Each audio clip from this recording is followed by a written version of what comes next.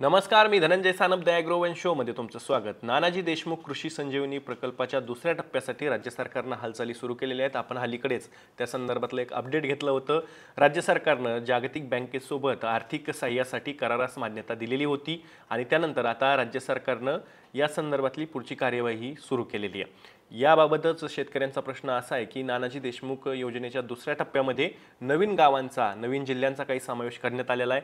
त्यामध्ये आमचं गाव आहे की नाही, आमच्या गावाला या योजनेच्या अंतर्गत लाभ मिळणार आहे की नाही, ते आम्ही कसं तपासायचं असा प्रश्न शेतकरी उपस्थित करत होते. आणि त्याच निमित्तानं आपण आज सोप्या पद्धतीनं नानाजी देशमुख कृषी संजीवनी प्रकल्प 2 मध्ये जी काही गावं आहेत त्या गावांची यादी कशी तपासायची हे ऑनलाईन पद्धतीनं तुमच्या मोबाईलवरच आपण समजून घेणार आहोत.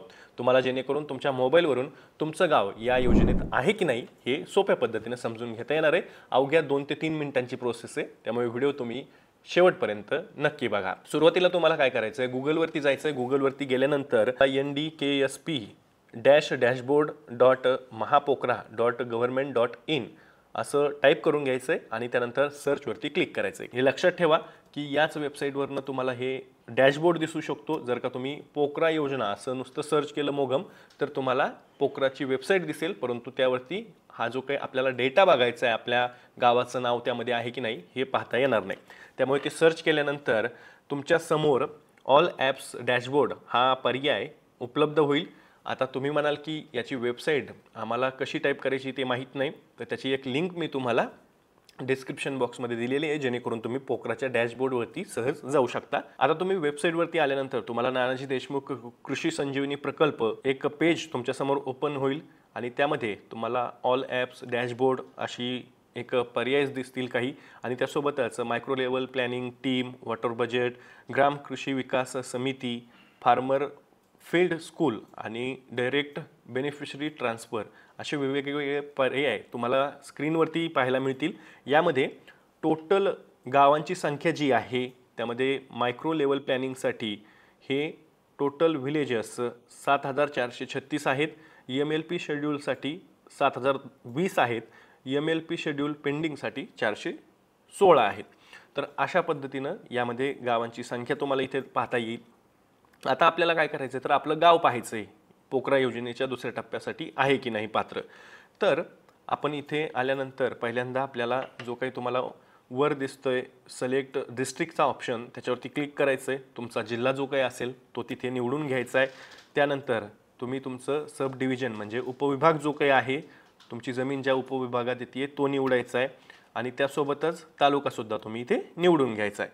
निवडून घेतल्यानंतर फिल्टर जे काही हिरव्या रंगामध्ये ऑप्शन आहे त्याच्यावरती क्लिक करायचं आहे. आता जसं तुम्ही फिल्टरवरती क्लिक कराल तिथे तुम्हाला गावांची संख्या ही जी काही तुम्ही जो तालुका निवडलेला आहे त्यामधील पोकरा योजनेच्या दुसऱ्या टप्प्यासाठी जी काही पात्र गावं आहेत त्या गावांची संख्या तुम्हाला इथे पाहता येईल आणि मग तुम्ही इथे व्ह्यू रिपोर्टवरती क्लिक करू शकता. व्ह्यू रिपोर्टवरती क्लिक केल्यानंतर काही वेळ वेबसाईट ही लोड होते, थोडासा वेळ घेते आणि त्यानंतर ओपन होते.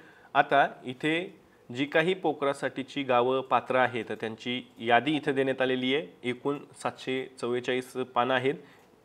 एका रोमध्ये म्हणजे एका ओळीमध्ये 10 गावांचा समावेश आहे त्या जिल्ह्यातील, असे 744 पानं इथं आहेत.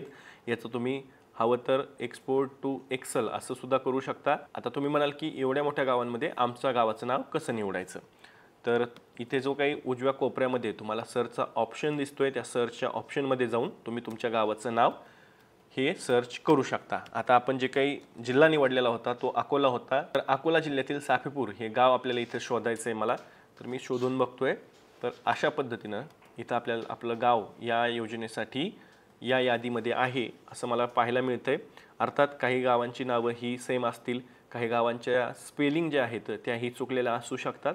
तर अशा प्रकारे तुम्ही 21 जिल्ह्यातील तुमचं गाव जे काही आहे ते पोकराच्या दुसऱ्या टप्प्यामध्ये आहे की नाही हे तपासू शकता. अनेक शेतकऱ्यांचे या संदर्भातले प्रश्न असतात की आम्ही या योजनेमध्ये आहोत की नाहीत, तर त्याबद्दलचं एक अपडेट होतं. तुम्हाला या योजनेमध्ये तुम्ही आहात की नाहीत, तुमचं गाव यामध्ये आहे की नाही याचीच माहिती देण्यासाठी आपण हा व्हिडिओ केलेला होता. तुम्हाला या माहितीबद्दल काय वाटते, तुमची प्रतिक्रिया कमेंट बॉक्समध्ये नक्की कमेंट करा. तुम्हाला हे फायदेशीर वाटतंय का, तुम्हाला याची काही मदत होईल का, तेही कमेंट बॉक्समध्ये नक्की कळवा. मी दररोज संध्याकाळी 6 वाजता ॲग्रोवनच्या यूट्यूब चॅनलवर अशाच प्रकारचे शेती आणि शेतकऱ्यांच्या हिताचे मुद्दे घेऊन येत असतो.